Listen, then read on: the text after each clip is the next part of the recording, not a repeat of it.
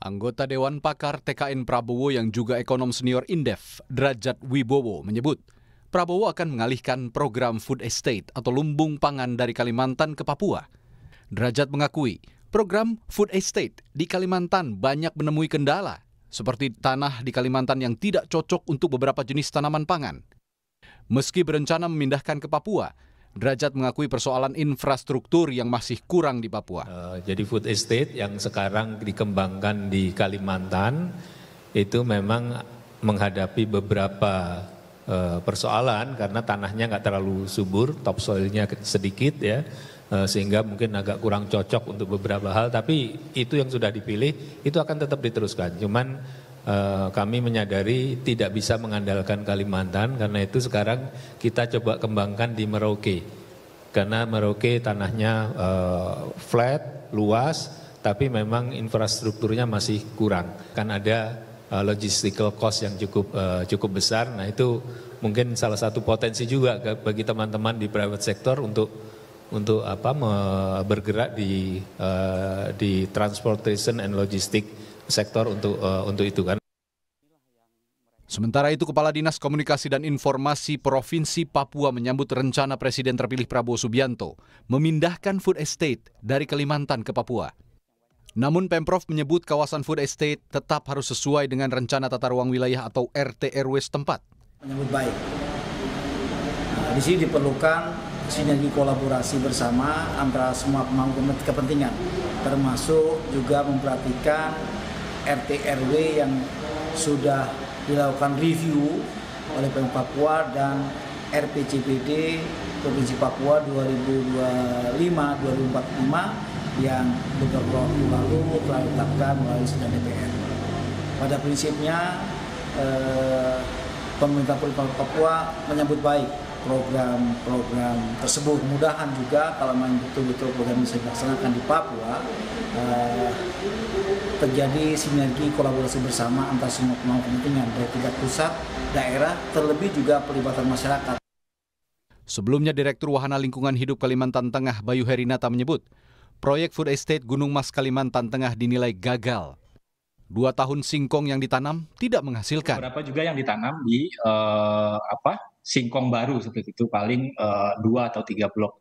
Saya kurang paham berapa hektarnya itu. Tapi kondisi itu sudah terjadi lebih dari 2 tahun. Kalau tadi saya bisa benarkan kalau singkong itu mangkrak, lahan singkong itu mangkrak hampir lebih dari 2 tahun, karena mereka buka pertama di akhir 2020, terus ditanam, mereka buka 700-an hektar lebih, ditanam hampir 300, tapi selama 3 tahun tidak ada singkong yang bisa dipanen ya, karena memang singkongnya itu nggak ada seperti itu. Ada pun itu kecil. Dan menurut Kepala Dinas Tanaman Pangan, Hortikultura dan Peternakan Provinsi Kalimantan Tengah, kajian lingkungan hidup strategis untuk target lahan food estate sebesar 771.000 hektar.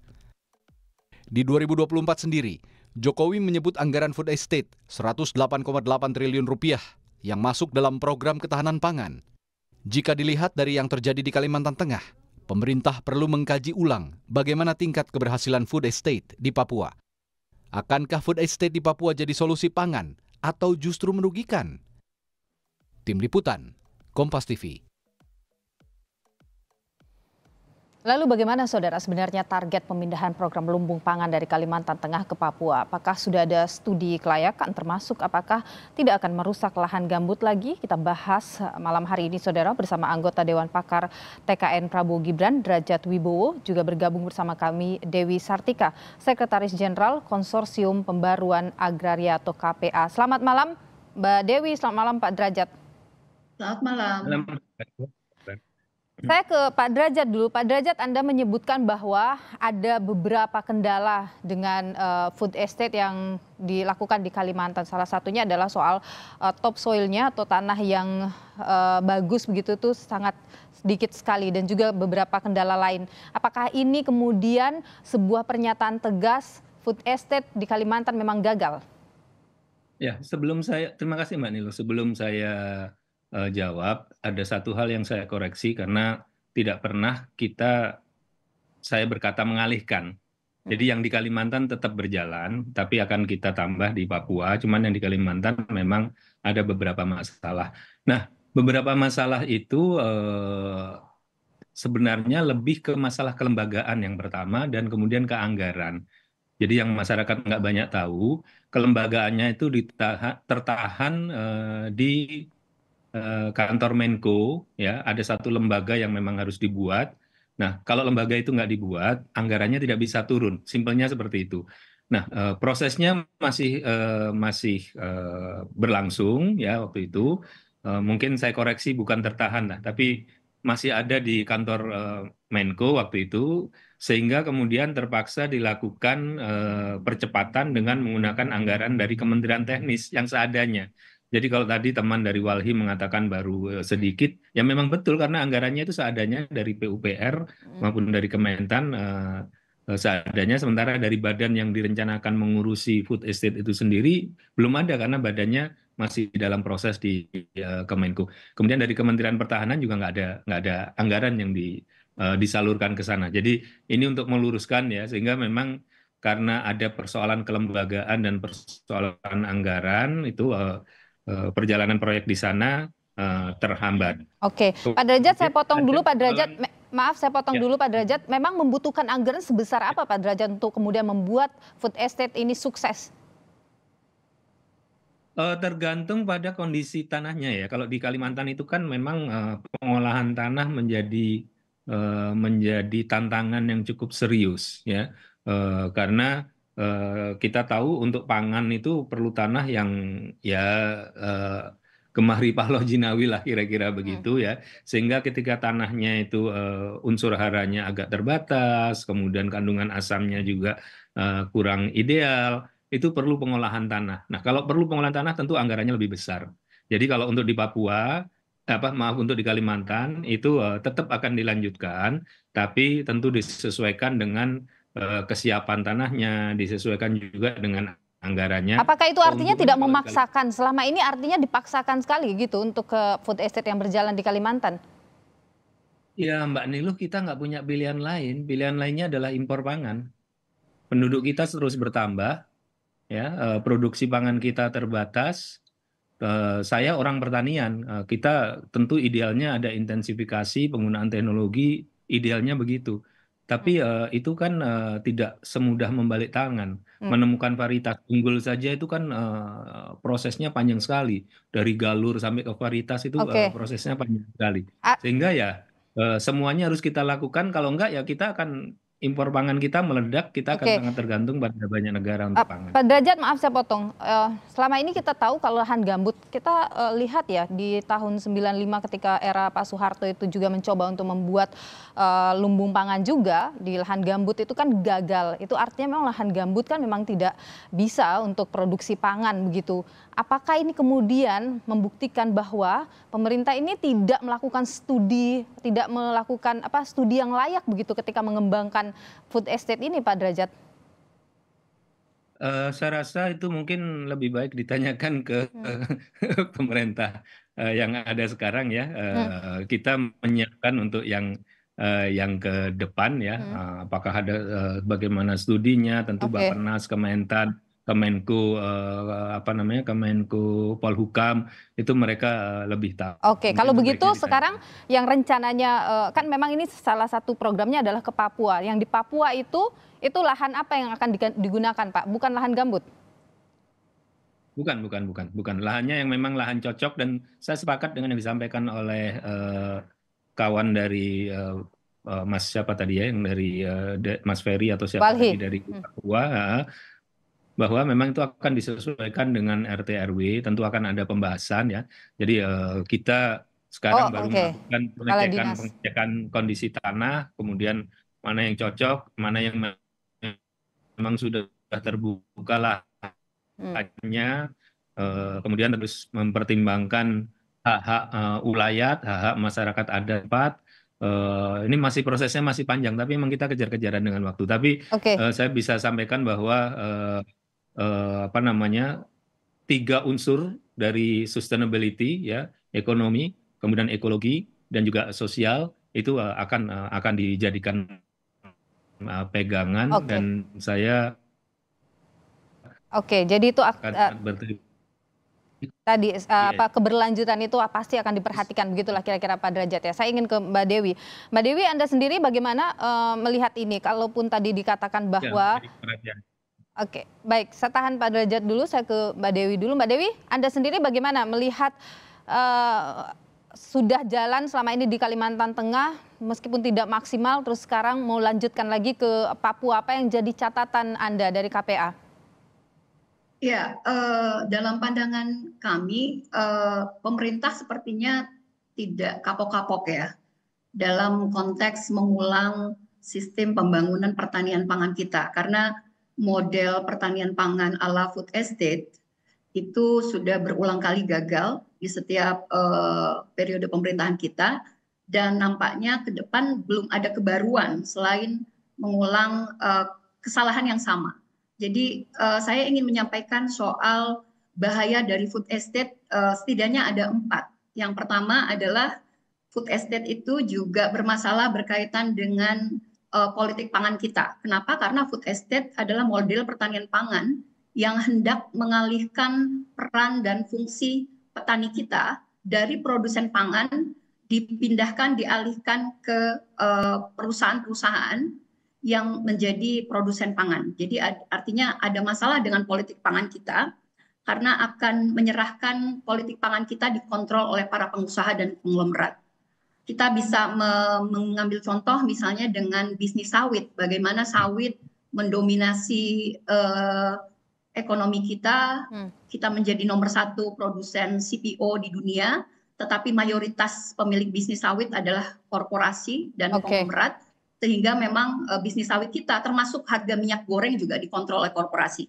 Jadi bukan tidak mungkin pangan kita ke depan juga dikontrol oleh perusahaan. Ini tentu masalah politik pangan kita. Yang kedua adalah masalah perampasan tanah.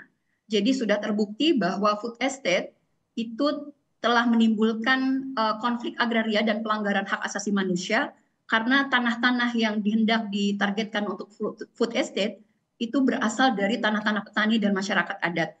Ini adalah proyek yang sifatnya lapar tanah, targetnya 3,1 juta hektar dan 2,29 jutanya adalah di Merauke. Artinya memang ini punya potensi yang sangat besar untuk terjadinya konflik agraria karena berasal dari praktek-praktek perampasan tanah. Kita tahu Papua itu adalah tanah masyarakat adat. Undang-Undang Otsus Papua menyatakan bahwa tanah di Papua itu adalah masyarakat adat, sehingga kita nggak bisa mengimajinasikan atau memandang tanah di Papua itu adalah tanah kosong. Nah, artinya memang ini sudah berdampak, sudah terjadi konflik agraria karena food estate ini berasal dari proses-proses perampasan tanah dan penghilangan budaya setempat, sehingga memang kita harus melihat, apalagi sekarang food estate sudah menjadi proyek strategis nasional. KPA mencatat sudah ada 134 proyek strategis nasional yang menyebabkan. Mbak Dewi. Oke, sepertinya ada masalah dengan audio atau sambungan kami dengan Mbak Dewi. Saya catat 2 poin dulu, ini dari 4 poin yang jadi catatan Mbak Dewi. Saya ke Pak Derajat dulu, kita bahas 2 poin dulu Pak Derajat. Ini soal konglomerasi, kemudian adalah ada potensi perampasan tanah atau menciptakan konflik agraria. Ini juga sebenarnya kalau kita lihat dari catatan zaman Pak SBY 2008 itu kan ada The Merauke Integrated Food and Energy Estate ya, yang mana itu juga gagal dan itu juga meninggalkan konflik juga dengan masyarakat adat. Bagaimana ini pemerintah untuk memastikan ini tidak terjadi? Pak Derajat, maaf. Yang pertama, Pak, ya, kedengaran sudah? Ya, sudah, silakan. Yang pertama, untuk soal politik pangan, concernnya Mbak Dewi tadi sangat bagus, tapi bukan itu yang akan dilakukan dengan food estate. Food estate ini nanti proyek negara, jadi bukan proyek swasta. Berbeda dengan tidak ada investor di dalamnya? Investor mungkin akan ada, tapi semuanya lebih di negara. Berbeda dengan pemberian konsesi untuk HTI maupun konsesi untuk perkebunan sawit, ya. Pemberian izin untuk perkebunan sawit ini berbeda. Jadi ini akan ditangani oleh negara, ya, seluruh prosesnya ditangani oleh negara, bukan ditangani oleh konglomerat. Jadi artinya concern yang pertama sangat bagus, tapi bukan itu yang akan Oke. kita lakukan ya. Concern kedua mengenai perampasan tanah rakyat, proyeknya belum berjalan proyek yang ini. Kita baru mulai persiapan awal. Kita juga sudah identifikasikan di mana saja tanah ulayat dan sebagainya. Proses untuk diskusi dengan masyarakat adat sedang disiapkan ya. Jadi concernnya saya sepakat ya, saya dari dulu juga saya tidak ingin ada persoalan lingkungan, persoalan sosial, saya sepakat ya. Tapi kita belum mulai lakukan ya. Oke, Nah, tapi dipastikan ya Pak Derajat ya, sekali lagi ini konflik lahan dengan masyarakat adat, kalau Mbak Dewi katakan itu bukan tanah kosong, itu dipastikan tidak akan terjadi, tidak akan mengabaikan hak-hak masyarakat adat, Pak Derajat. Tidak. Jadi kita tahu kok itu bukan tanah kosong, tapi kita juga tahu. Bagaimana akan memastikan bahwa tidak akan melakukan itu? Apa jaminannya, Pak? Ada proses multi stakeholder consultation nanti. Oke, Ya, baik. ada proses itu yang akan dilakukan ya. Tapi yang saya harap adalah ya kita punya masalah dengan food estate di masa lalu, beberapa pemerintah masa lalu dari zaman Pak Harto. Tapi give Pak Prabowo a chance. Oke, ya. Pak Mbak Dewi baru mau mulai, tolong beri kesempatan dan time. Ya, baik. Mbak Dewi, singkat saja. Mbak Dewi, kita sudah di menit terakhir. Mbak Dewi, apa yang ingin Anda garis bawahi terakhir ini? Kalau tadi ada jaminan dari Pak Derajat bahwa berikan waktu, berikan kesempatan Pak Prabowo untuk bekerja dan memastikan tidak akan melakukan pelanggaran-pelanggaran yang jadi concern Mbak Dewi tadi. Singkat saja.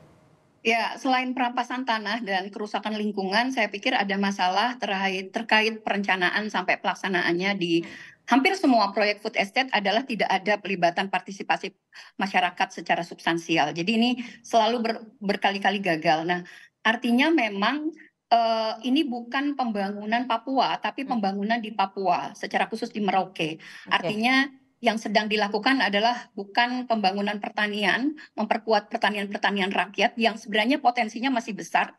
Ada kurang lebih 17 juta rumah tangga petani gurem yang sebenarnya bisa diperkuat. Alih-alih memperkuat korporasi-korporasi pangan, termasuk di dalamnya tentu ada elit bisnis dan elit politik yang kita tahu itu juga. Seharusnya sebenarnya dana ratusan triliun food estate dan program-program ketahanan pangan yang ada itu dibuat lebih efektif dan kemudian dibangun untuk memperkuat pertanian rakyat dalam bentuk koperasi-koperasi milik petani, badan-badan usaha milik petani. Baik. Jadi bukan mengganti posisi petani dengan pengusaha-pengusaha di bidang pertanian pangan. Apalagi food estate dari sejak Soeharto, SBY sampai dengan Pak Jokowi sudah terbukti gagal. Seharusnya Presiden Prabowo memperbaiki sistem pertanian pangan kita. Baik, kami tangkap Mbak Dewi Sartika apa yang Anda sampaikan ini juga tentu didengar oleh Pak Derajat tadi. Yang pasti adalah Pak Derajat mohon dilibatkan ini petani-petani gurem kita yang jumlahnya sangat banyak sekali, jangan sampai mereka terabaikan. Mudah-mudahan ini bisa jadi catatan nanti dalam diskusi lanjutan ya. Dan perlindungan masyarakat adat di Merauke. Oke, baik, kita tahan sampai di sini perbincangan kita. Terima kasih banyak. Mudah-mudahan kita bisa ketemu lagi dalam diskusi lanjutan soal ini. Terima kasih Pak Derajat Wibowo, pakar atau anggota Dewan Pakar Prabowo Gibran, dan juga Mbak Dewi Sartika, Sekretaris Jenderal Konsorsium Pembaruan Agraria atau KPA. Sekali lagi mudah-mudahan food estate ini benar-benar bermanfaat untuk masyarakat.